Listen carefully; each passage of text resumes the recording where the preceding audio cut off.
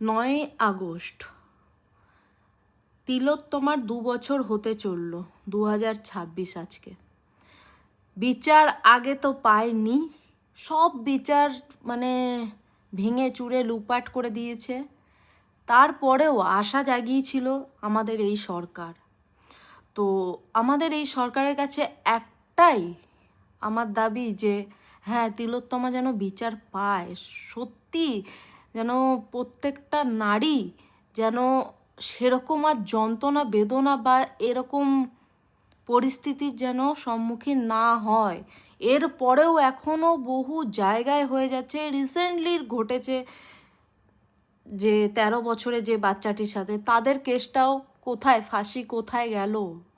তিলোত্তমা 2 বছর হয়ে গেল, এখন কিছু দল এমন দেখাবে যে আমরা এখনও চাইছি, আমরা এখনও সিবিআই করছে কাজ, কবে অ্যাকশনটা কবে হবে সেই কোশ্চেনটা কজন করে?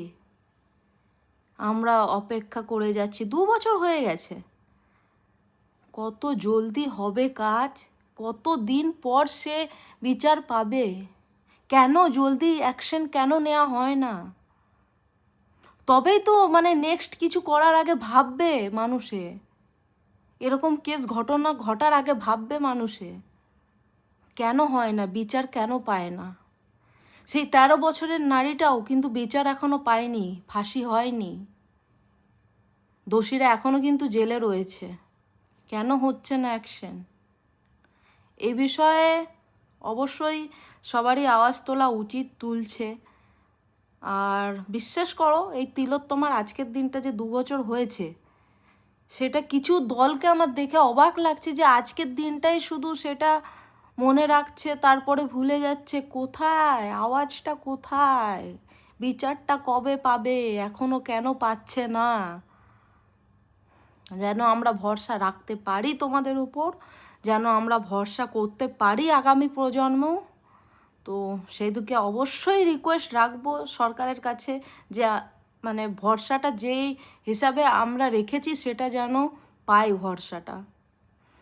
আর 13 বছরের যেই বোনটারও এরকম ঘটনা ঘটেছিল, সেটারও যেন বিচার হয়। প্রত্যেকটা কেসের, এরকম রেপ কেসের যেন বিচার হয় প্রত্যেকটা, যাতে নেক্সট প্রজন্ম না মানে নেক্সট ডেতে আমাদের না এগুলো শুনতে হয় কিছু, যে এরকম ঘটনা ঘটছে। তো চলো, এখানেই, আমি জানি না কতটা খারাপ বললাম কথাগুলোর বা কতটা ভালো বললাম, আমি কিছু জানি না। যেটা আমার মনে হলো আমি সেটাই বললাম। আমি কোনো পার্টির পক্ষ কোনো দিক থেকে বলছি না, আমি সাধারণ মানুষ, আমি সাধারণ মানুষ হিসাবে এইটা দাবি করছি। তো চলো, এখানে ভিডিওটা আমি শেষ করলাম।